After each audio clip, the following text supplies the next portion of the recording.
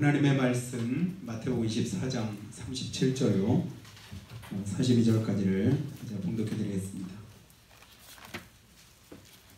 신약성경 마태복음 24장 37절 말씀부터 42절까지 말씀을 제가 봉독해 드리겠습니다.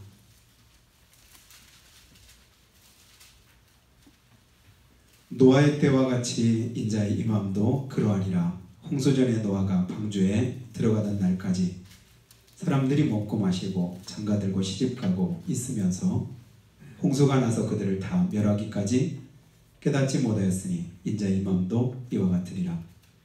그때 두 사람이 밭에 있음에 한 사람은 데려가고 한 사람은 버려둠을 당할 것이요, 두 여자가 맷돌질을 하고 있음에 한 사람은 데려가고 한 사람은 버려둠을 당할 것이니라. 그러므로 깨어있으라.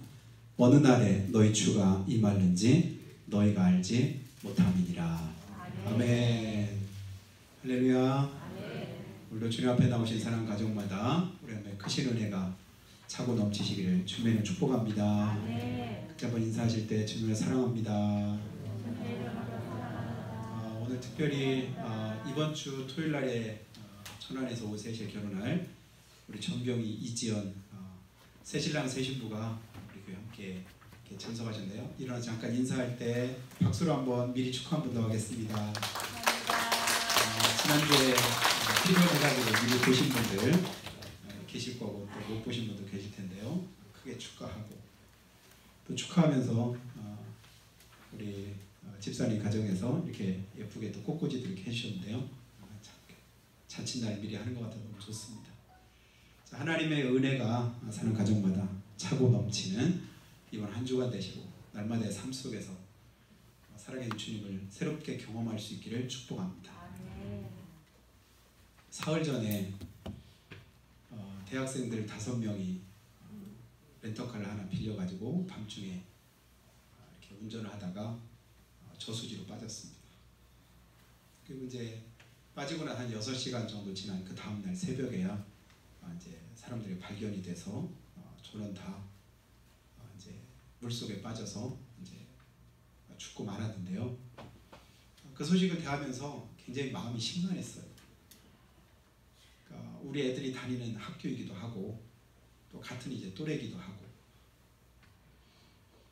그런데 왜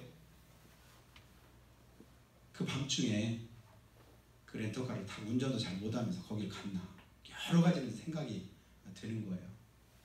그 밤중에 뭐 하려고 갔을까? 12시 넘어서 빌린 지 10분 만에 10분도 채 안 돼서 사고를 났다는데 또 못 하려고 또 그 밤중에 잘 가지도 못해, 운전도 제대로 또 못하면서 또 뭐라고 탈라면 혼자나 타든지 왜 또 여러 명 이렇게 타가지고 별의별 또 생각도 들고 마음도 아프고 그런 생각이 드는 거예요. 거기다 또 아쉬운 건 뭐냐면 빌린 건 다른 사람이 빌리고 운전은 또 다른 사람이 했는데 운전을 해서는 안 되는 사람이 또 그걸 했기 때문에 보험 보상도 못 받고. 그러니까 생각하면 아니 그냥 밤중에 졸리면 시험 기간이라 졸리면 그냥 자고 맑은 저녁 다음 날 시험 공부하면 더 좋잖아요. 근데 뭐라고 그랬을까? 뭐라고 계속 아쉬운 생각만 돌이키면서 이렇게 해보는데 이러면 아쉬운 건 아무리 돌이켜도 아쉬움만 더할 뿐이더라고요. 내게 주어진 지금 이 시간, 이 기회를 내가 제대로 살리지 못하고 그때를 지나고 나면 아쉽다라고 할 때 그 아쉬움은 더 큰 후회스러움만을 우리에게 가져오는 것을 이제 보게 됩니다. 여러분, 지금 내게 주어진 삶이 하나님의 은혜로 하나님께 감사드리고 또 계속해서 그 감사가 이어질 수 있는 삶이 되기를 주님을 축복합니다. 지나고 가서 돌이켜보면 이런 아쉬움이 있고 이런 안타까움이 있고 이러면 안 됐을 텐데 이랬으면 얼마나 좋았을까, 그런 생각들이 많이 들잖아요. 근데 지금 내게 충분히 그렇게 할 수 있는 기회가 있을 때는 그걸 우리가 잘 모르는 것 같아요. 왜 그럴까요? 깊이 생각 안 하니까 그럴 것 같습니다. 당연한 것 같고 괜찮은 것 같고 아무렇지도 않은 것 같고 그냥 무시해도 상관없을 것 같고, 근데 막상 어떤 일을 당하고 보고 겪고 보면 그게 아닐 때가 많아요. 그래서 법대로 행하고 말씀대로 살고 하나님의 뜻대로 우리가 주님 안에 거하는 삶이 복 있는 삶인 줄 믿습니다. 어떤 33살 청년이 산골에서 5년째 이렇게 살고 있는데요. 그러니까 5년째 살면서 3년 전에 결혼을 해가지고 이제 5개월 된 딸을 이렇게 키우면서 살아가는데 사는 모습을 보니까 평범한 삶하고는 굉장히 다르더라고요. 농사를 짓는데도 유기농으로 자연주의로 이렇게 농사를 한다고 하면서 비료도 하나도 안 쓰고 농약도 안 쓰고 그다음 거기다 요즘에 이제 고추나 뭐 다른 콩을 심으려면 비닐 같은 걸 깔고 하잖아요. 근데 비닐도 안 하고 그냥 있는 대로 그대로 이렇게 하는데 그걸 보다가 이제 동네 어떤 어르신이 와가지고 이제 얘기를 합니다. 여기다가 고추를 심으면 여기다 몇 주를 심으면 거기서 예상되는 그런 이제 고추 수확량이 얼만큼 된다. 그러면 그만큼 걷어야 이게 뭔가 타산이 맞고 하는데 이렇게 해가지고는 이거는 전혀 타산이 안 맞고 그냥 헛수고다 이 얘기를 가르쳐 주는 거예요. 근데 실제로도 작년에도 농사를 지었는데 자기들 두 식구 먹을 것도 제대로 거두지도 못해서 그냥 올해 또다시 한번 어떻게 또 시도해보고 한다고 이렇게 하는데 걱정돼서 하는 그 말도 그냥 별로 자기 생각하고는 다르니까 귀담아 듣지도 않습니다. 그래서 밭가에다가 이제 물꼬를 내는데 보니까 열심히 삽을 가지고 물꼬를 내는데 하면서 하는 말이 또 굉장히 재밌더라고요. 해마다 지금 5년째 20cm를 판대요. 20cm면 제가 한 뼘이 이제 20cm거든요. 20cm를 삽으로 파내면 그해 절반 10cm가 또 메꿔진답니다. 그러면 그 다음에 또 20cm를 파내면 또 10cm가 메꿔지고 올해가 5년째 이렇게 파는데 5년째 봤더니 물이 내려가는 거예요. 이야 이런 맛에 이걸 파는 거지. 5년이 지나갔어. 그러니까 자기 나름에는 그냥 그 삶이 자기 스스로는 만족스러운 것 같아요. 별 걱정도 안 된대. 앞으로의 삶은 어떻게 될지 어떤 특별한 계획도 제가 볼 때는 없는 것 같아요. 현실성도 떨어지고. 그런데 다른 사람의 눈으로 객관적인 모습으로 볼 때는 지금은 괜찮지만 앞으로 아이도 크고 또 지금은 건강하니까 또 젊으니까 괜찮다고 하지만 나이도 들고 몸이 또 어디가 아프거나 그러면 그때는 또 어떨까? 이거에 대한 대책이나 그런 대비는 별로 없는 것 같아요. 지금은 괜찮아요. 지금은 젊어요. 지금은 상관없어요. 여러분 우리가 일반적으로 살아갈 때 우리 스스로 위안 삼는 그런 말들이 그럴 때가 많이 있는 것 같습니다. 아직은 젊어서 괜찮아요. 지금은 건강하니까 상관없어요. 부자라서 살만해요.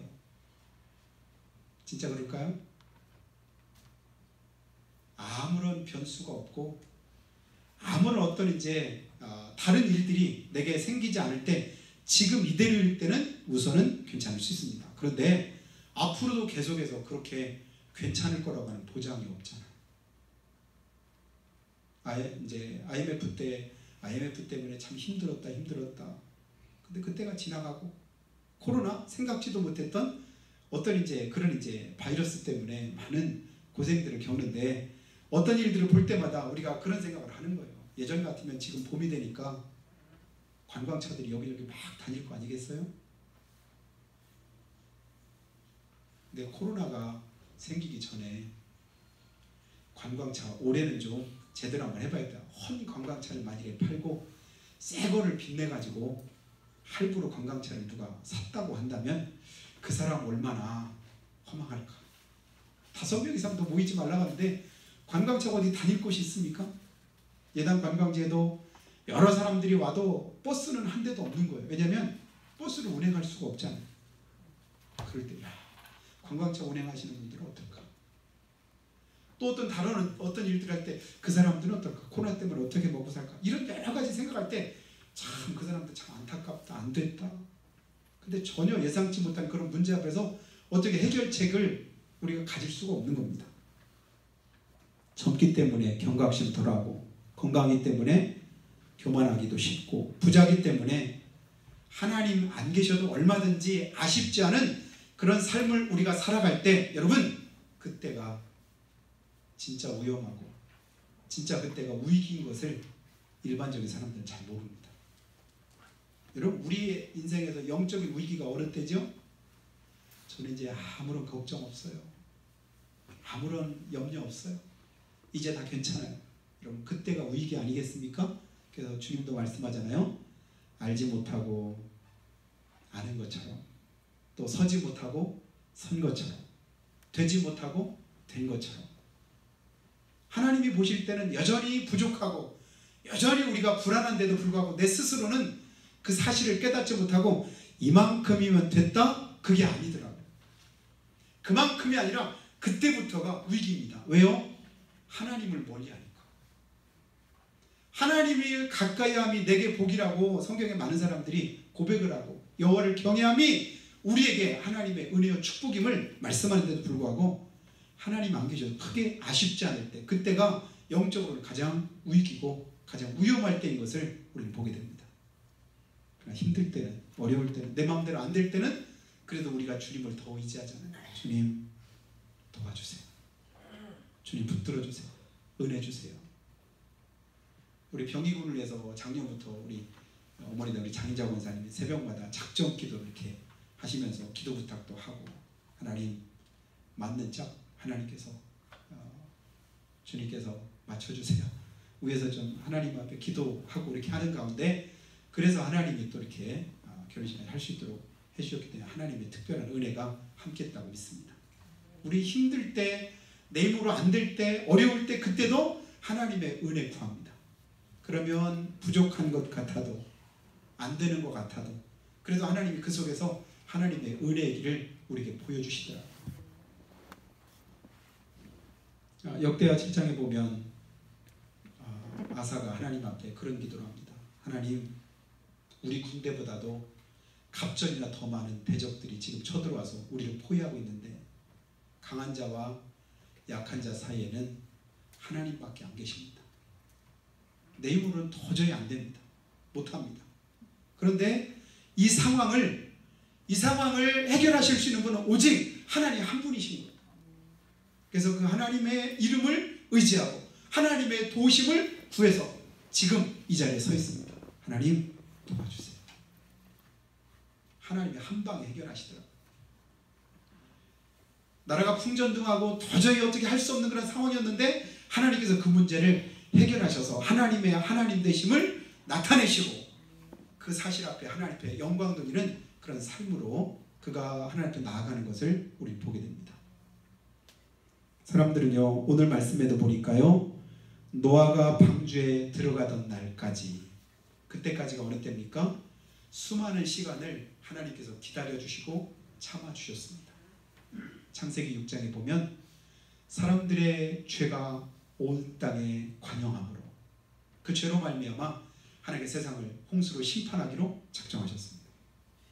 그런 노아에게 산 위에다가 배를 만들라고 하셨죠. 그 배를 만드는 기간이 자그마치 100년이 넘는 기간 동안을 매일 배를 만듭니다. 사람들이 이상하게 보는 거 아니겠어요? 배는 어디에 필요합니까? 물 있는 곳에 배가 필요하잖아요. 근데 세상 사람들의 기준으로 보면 산 위에다가 지금 배를 짓고 있는 노아가 정상적으로 보이지 않았을 것 같아요. 얼마나 많은 놀림을 당했을까요? 지금 거기서 뭐 하고 있는지. 그때마다 노아는 얘기했을 거예요. 하나님이 세상을 심판하신단다.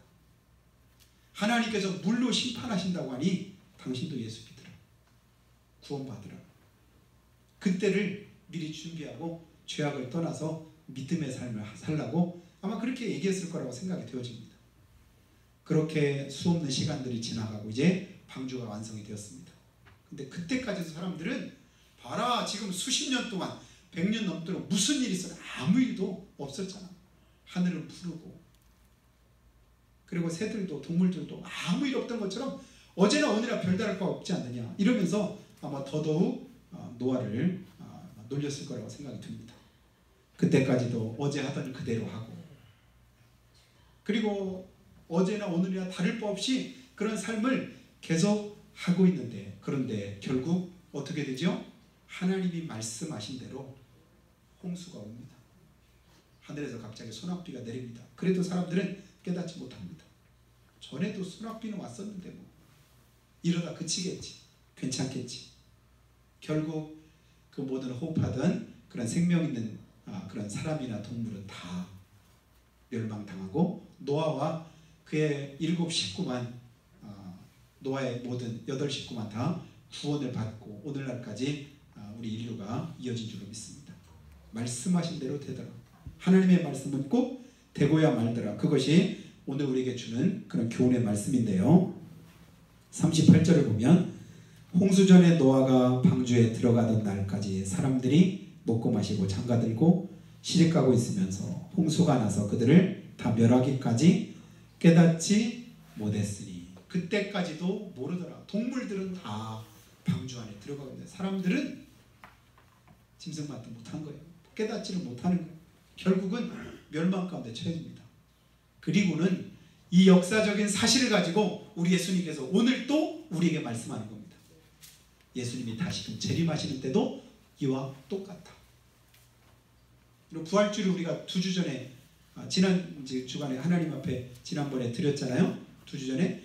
근데 예수님이 부활하시고 나서 다시금 하늘로 승천하시면서 하신 말씀 뭐냐면 내가 다시 뭐하리라?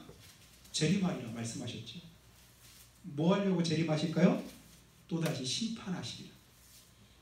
첫 번째 오실 때는 우리를 구원하시기 위해서 예수님이 이 땅에 오셨지만 다시금 오실 때는 뭐 하셔요? 심판하신다고 말씀합니다. 믿어지십니까? 믿으셔요? 2000년 지났는데도 아무렇지도 않잖아요. 아직도 예수님이 안 오시잖아요. 그래서 지금까지 안 오셨으니까 앞으로도 안 오실 것이다 이렇게 생각하는 사람도 있지 않습니까? 그러나 성경은 말씀하신 그대로 지금까지 이루어지지 않은 것이 아무것도 없습니다. 그대로 다 역사 속에서 성취됐습니다. 그러니 앞으로도 예수님이 이 땅에 재림주로 오실 것에 대한 그 약속의 말씀은 이루어질 것을 우리는 확실히 믿어야 될 줄로 믿습니다. 주님 오십니다. 근데도 지금 여전히 뭐 한다고요? 안 오실 것처럼 똑같이 노아 때 그때처럼 살아가고 있는 그런 모습이 있다는 거예요. 그래서 주님이 다시금 이어서 하시는 말씀이요. 그때 40절 보니까 2 사람이 밭에 있음에 한 사람은 데려가고 한 사람은 버려둠을 당할 것이로. 2 여자가 맷돌질을 하고 있음에 한 사람은 데려가고 한 사람은 버려둠을 당할 것이니라. 둘이 같이 똑같이 똑같은 일을 하고 있는데 하나는 데려감을 당하고 하나는 그대로 있더라. 큰일 납니다. 여러분, 하나는 남아있고 하나는 데려감을 당하고 하나 남아있는 그가 누굴까요? 나하고 같이 지금 맷돌질을 합니다. 나하고 같이 지금 밭을 갈고 있습니다.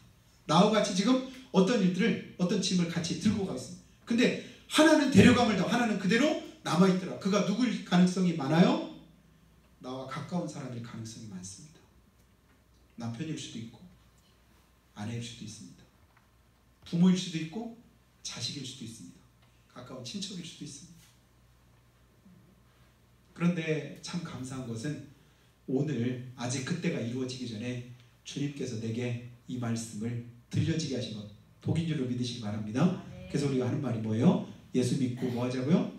천국 가자고 말해줄 수 있잖아요. 아직 기회 있다고 얘기해 줄 수 있잖아요. 듣든지 아니 듣든지 주님이 말씀하신 대로 때를 얻든지 못 얻든지 전파하라고 했으니까 한번 말씀 의지해서 한번 해보는 거예요. 왜냐하면 주님이 하라고 하셨으니까. 예수 믿자고 천국 가자고 신앙생활 하다가 하나님 은혜 가운데 우리가 하나님의 기뻐하시는 뜻대로 살자고 그렇게 하나님 앞에 우리가 믿음의 삶을 살도록 강권할 수 있는 그런 기회가 있는 것이 은혜와 축복인 줄 믿습니다. 그때가 되기 전에 오늘 내게 허락하신 하나님의 은혜, 그게 축복입니다.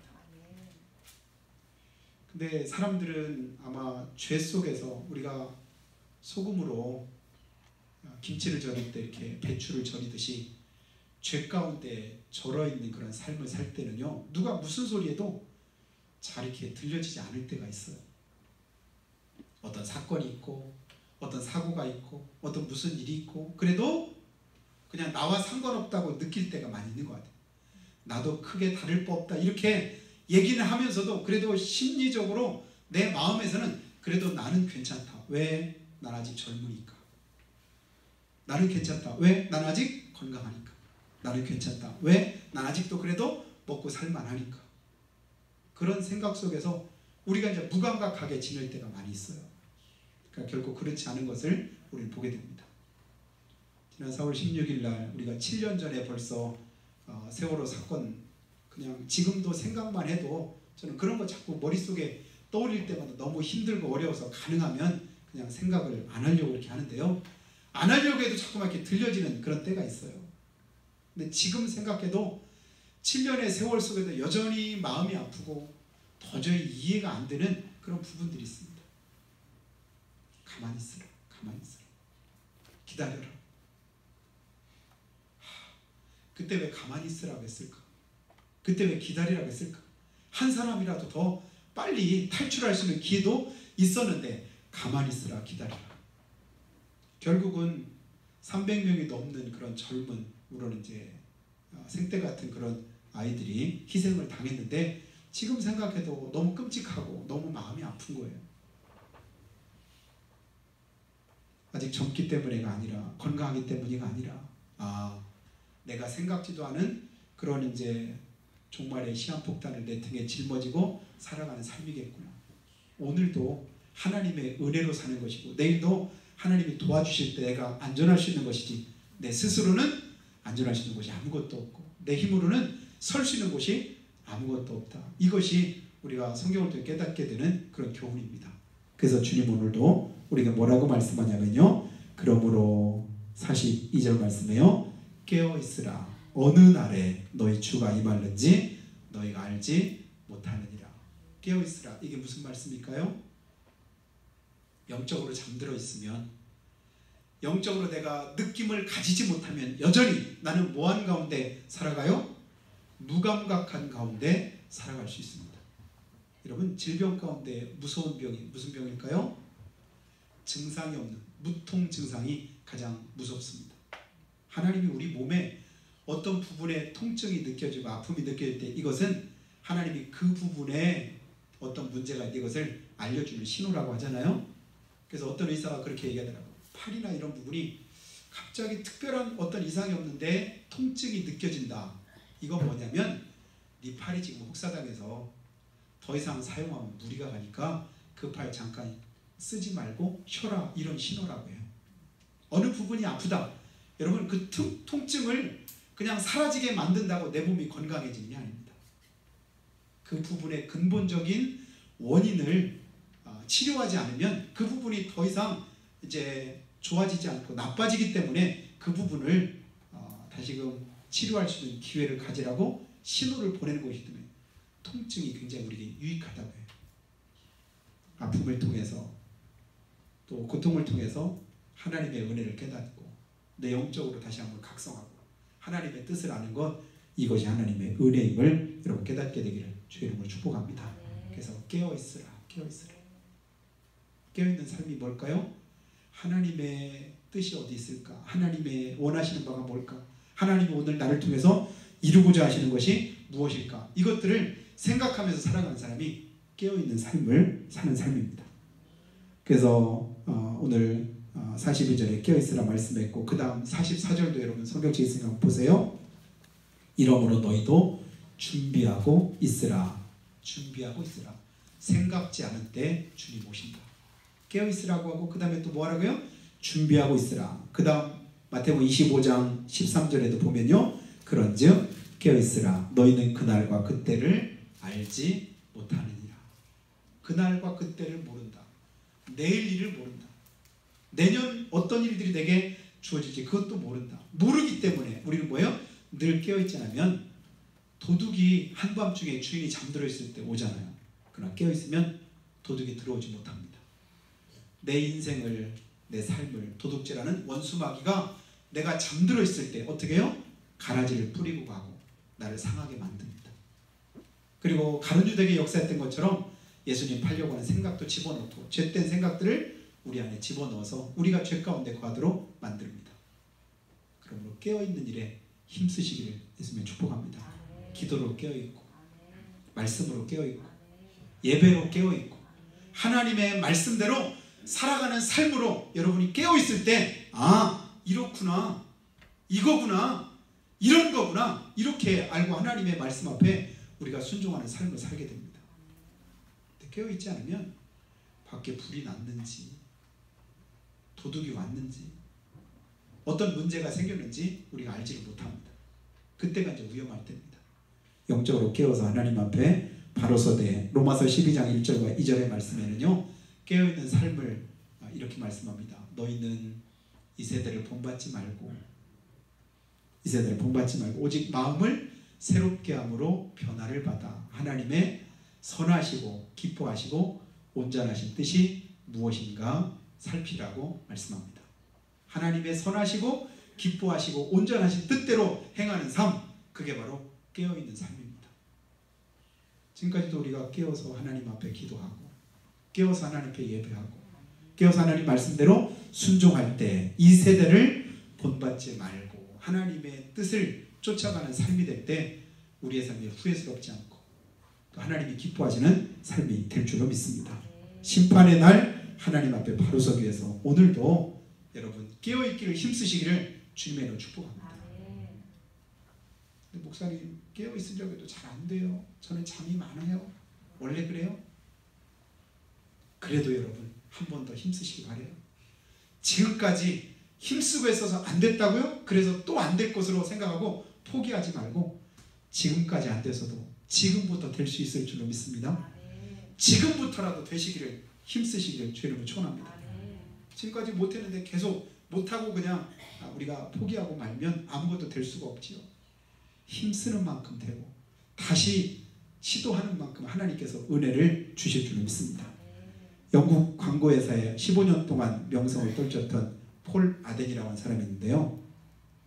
그가 지은 책 제목이 이렇습니다. 당신이 얼마나 잘하는가는 문제가 아니다. 얼마나 잘하고 싶어하는지가 문제다. 얼마나 잘하는지가 문제가 아니라 뭐가 문제라고요? 얼마나 잘하고 싶어하는가.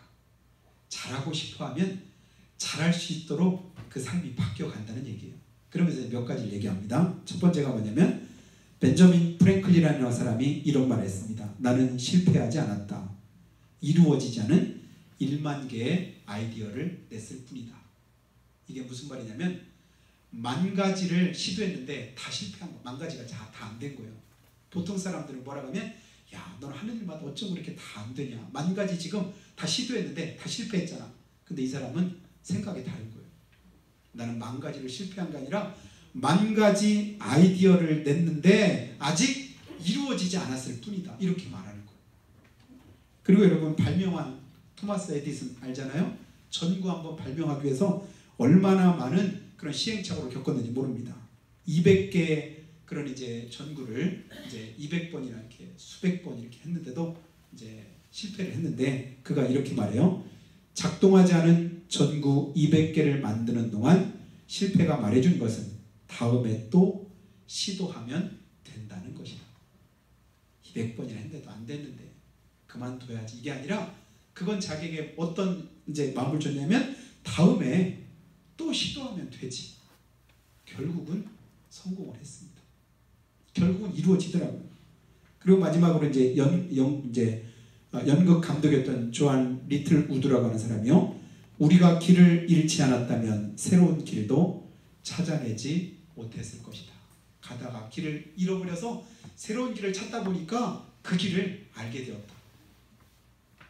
지금까지 믿음 생활 내가 어떻게 했든지 여러분 이제부터 새롭게 다시 한번 여러분 깨어있어서 하나님의 뜻을 구하기를 주님을 축복합니다. 그러면 하나님이 은혜 주십니다. 새로운 길을 열어주십니다. 깨닫게 하시는 그런 은혜를 덧입혀 줄 줄로 믿습니다. 주를 경외하고 그 말씀대로 행하고자 할 때 하나님의 은혜가 여기 있구나. 이것이 우리에게 축복이구나. 그 믿음의 고백이 여러분의 삶 동안에 날마다 경험되고 또 하나님께 영광으로 돌려지기를 예수님의 이름으로 축복합니다. 우리가 여러분 기도할 때요. 이런 기도하면 좋겠습니다. 하나님, 우리 신앙생활에 지금까지 개갈도 안 나고 실패했다 할지라도 우리가 걱정하지 않을 것은 오늘 하나님의 선하시고 기뻐하시고 온전하신 뜻대로 깨어있어서 주님 말씀대로 하고자 하는 마음이 우리에게 있기에 또다시 하나님 우리에게 은혜 주실 줄로 믿습니다. 그 은혜를 덧입혀 주셔서 주님 뜻대로 살아갈 수 있는 귀한 축복을 허락하실 줄로 믿습니다. 주님 말씀 앞에 바로 서게 하시고 그 뜻대로 행하게 하시되 시편 119편 6절에 이렇게 말씀합니다. 내가 주의 모든 계명에 주의할 때는 부끄럽지 아니하리이다. 시편 119편 9절에는 청년이 무엇으로 그 행실을 깨끗하게 하리까 주의 말씀만 지킬 따름이니이다. 내가 주께 범죄하지 아니하려 하여 주의 말씀을 내 마음에 두었나이다. 주의 말씀은 내 발의 등이요 내 길에 빛이니이다. 계속해서 무엇을 말씀하고 있냐면 하나님의 말씀이 내게 길이 됐고 빛이 되고 인도자가 되었다고 말씀하고 있습니다. 여러분, 세상 방식대로 자기 생각대로 살아가면 반드시 우리는 시행착오를 겪을 수밖에 없습니다. 헛된 삶이 될 수밖에 없습니다. 그러나 하나님 말씀대로 그 명령 쫓아서 순종함으로 나아갈 때 우리 삶에 은혜가 임하고 하나님의 도우심에 함께하고 주님의 축복하시는 삶을 누리게 될 줄 믿습니다. 이제까지 어떻게 지내왔든지 간에 이제부터 하나님 앞에 더더욱 믿음으로 바로 서서 깨어있는 삶으로 하나님께 영광 돌리기를 한 목소리로 고백하며 기도하겠습니다. 살아계신 아버지 하나님,